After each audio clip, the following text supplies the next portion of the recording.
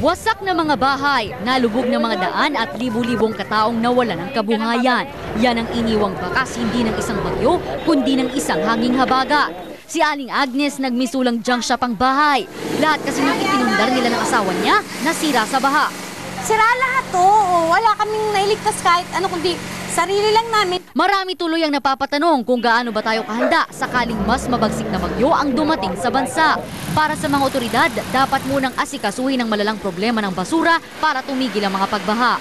Hindi naman daw magkakaroon ng basura kung walang nagtatapon nito. Kaya ang unang hakbang daw para masolusyonan ang problemang ito, disiplinahin ang mga tao.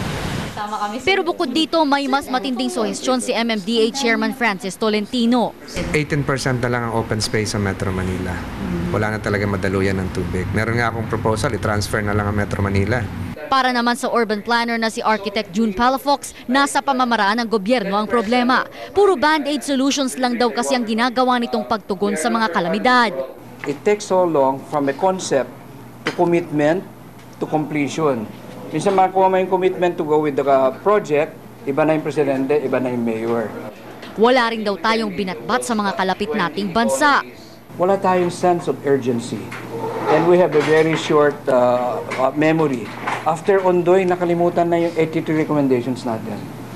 Hindi raw dapat ipagwalang bahalang isyong ito at hanggat may oras pa, dapat na raw itong maaksyonan. Dahil kasi sa climate change, posible raw na mas mababagsik na bagyo pa ang manalasa sa bansa.